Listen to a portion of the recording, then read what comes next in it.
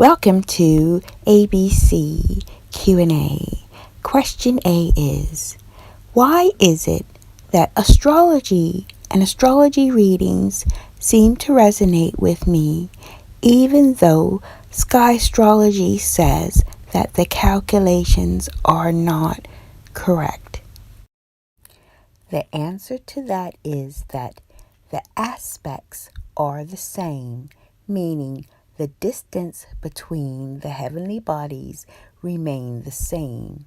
The difference is where in the sky the heavenly bodies actually are. Our second question is there any tangible proof that sky astrology really works?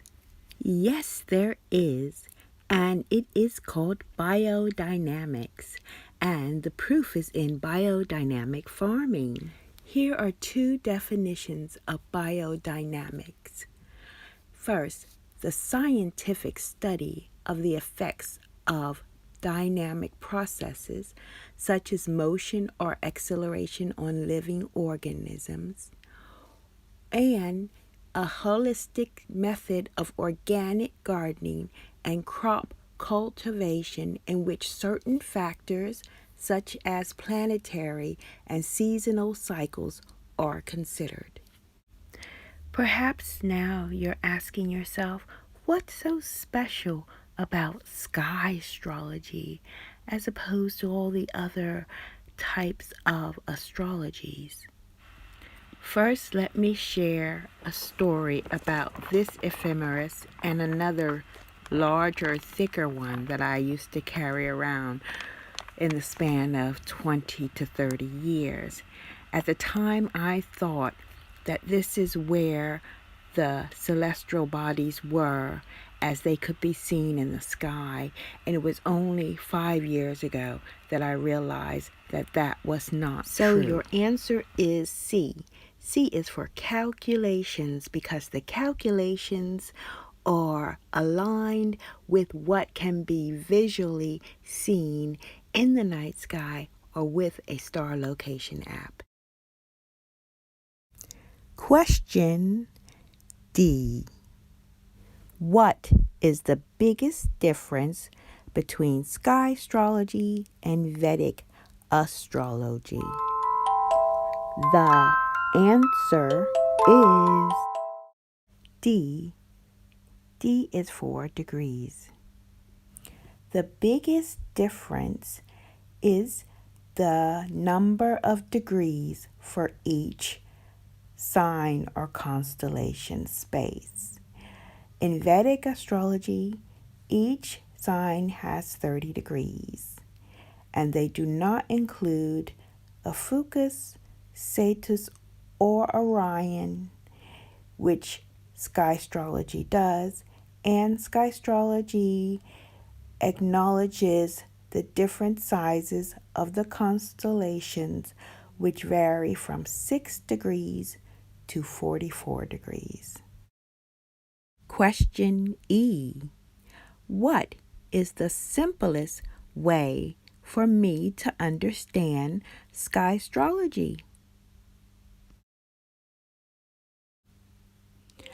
The answer is E. E is for elements, and I believe that is a good basis for starting your study with sky astrology and understanding how these elements have a relationship between yourself and the heavenly bodies. Question F. How do I begin to understand the concept of alchemy in sky astrology? The answer is F. F is for fire. Fire is the element that is the true inspiration behind most of the elements. They say it's superior, but I don't like to use that word. It is the one that interacts the most with all the other elements and helps to transform them. And that's what fire is doing for us in a practical sense. But this is about an inspirational fire, a spirit within us that we want to develop on this plane, this planet. And so that is the beginning, the spark of knowing where the heavenly bodies are when you're born.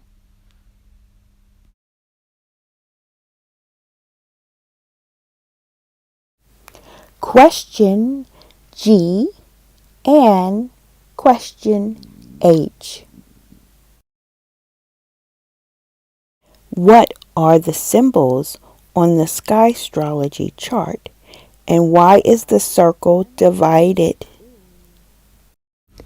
The answer is G. G is for glyph. Glyphs are considered to be unique marks that collectively add up or are placed together to represent one symbol. You will see this in the symbol for planets and zodiac signs. What you will most see is the marking for the crescent moon. Here is at the front of Jupiter and at the top here for Mercury. The answer to the second part of our question is H. H is for houses. Here is a circle which is divided into what we call different houses. There are 12 to align themselves with the 12 zodiac signs. As you know, there are more than 12 zodiac signs in sky astrology, but let's just make it clear here, even though I fall into the bad habit of calling them signs, that there are actually 15 constellations where our sun and moon can be seen to transit through.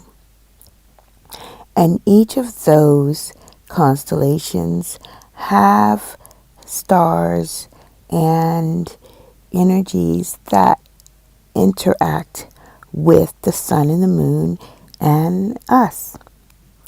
Therefore, it's a difference between constellations and signs.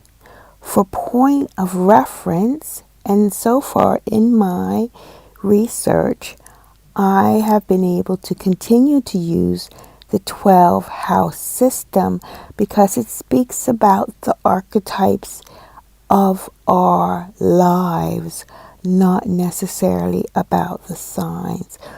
There are some people who put in the 13th house.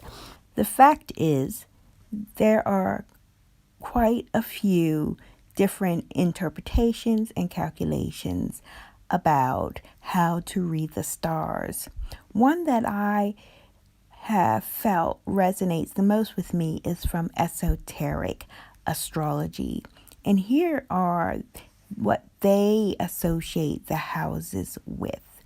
And I would like you to have a look at those and see if perhaps what you find is similar to the Western system and what is maybe new to your level of awareness, because the esoteric astrology does speak about people who are conscious of the fact that we're having a spiritual experience here in a human body as opposed to the old way of thinking. So I always call the old Western astrology topical astrology 3D.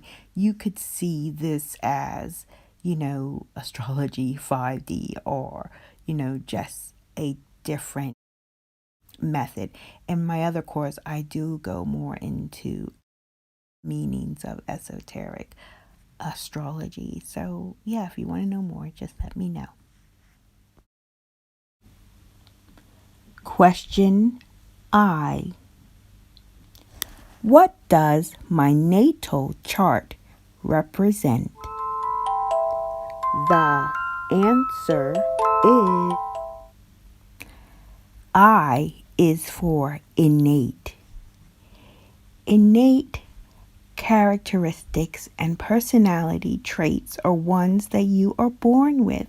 Your natal chart is a map that shows in what part of your life the different natural abilities are located.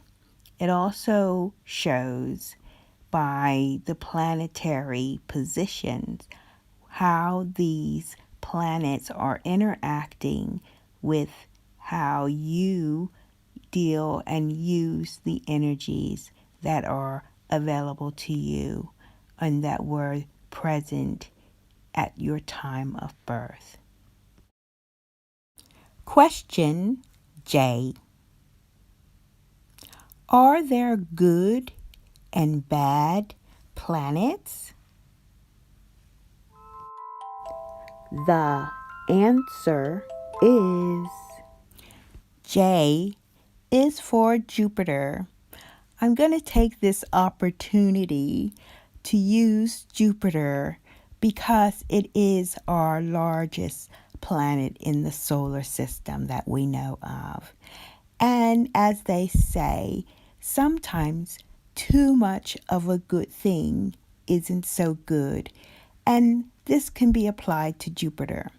The answer is no, there are not good and bad planets. That's not how we want to look at them. There are challenging planets have different kinds of energies depending on how you want to interpret them in your life. But Jupiter is known as a very beneficial giving planet. But if you have too much, if you enjoy too much of the energy of Jupiter, it's not so productive. Question K. Are some heavenly bodies more important than others? The answer is K is for karma and Ketu. Let's just say it was time for a little bit of a trick question because we need to make clear that heavenly bodies are what I would describe as the sun and the moon and the planets and the fixed stars. In this case, Ketu and Karma are not heavenly bodies, but Ketu and Rahu are positions that are very important that I personally believe are the most important points that are calculated in your natal chart. Karma is connected to Ketu, and Ketu is the Vedic word for the south node.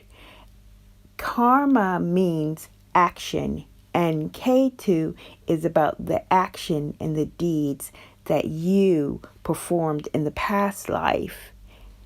That is why K is for karma and Ketu, because this is a very important part of the journey that if you're open to the concept that the spirit, the soul is having a human experience and that perhaps it had an experience before this one and it is continuing to have different experiences, then this is one of the most important concepts to understand about this life and the information that we are getting from the interaction of the heavenly body, the position of K2 and Rahu, which is the north node, and we'll discuss that later.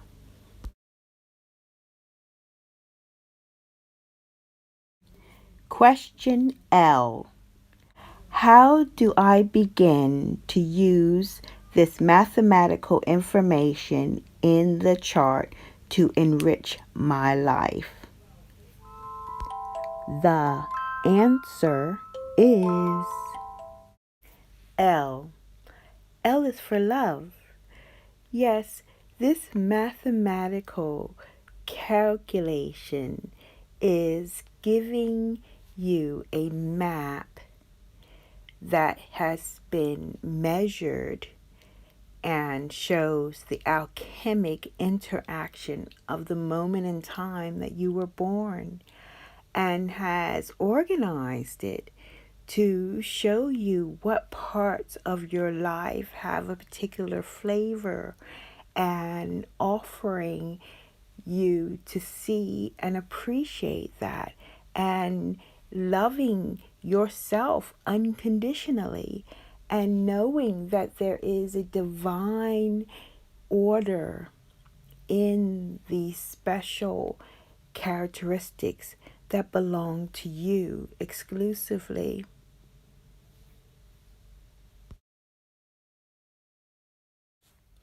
Question M. When NASA said that my sun sign changed, did anything else change? The answer is M is for moon. Yes, you have a new moon position.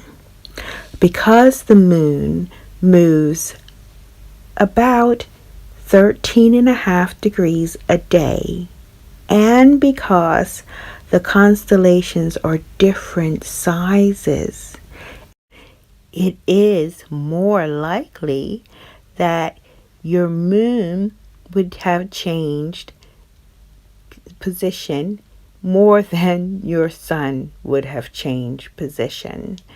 Also, because the ascendant moves 1 degree every 4 minutes, it's also possible for you in this sky astrology calculation to have a new ascendant. The ascendant, the sun and the moon, are considered in most astrologies the 3 main components of the chart and the personality and how they are interacting. In sky astrology, I like to see how the elements are interacting that the ascendant, the sun, and the moon are in. This concludes part 1 of Sky Astrology Q&A from A to Z.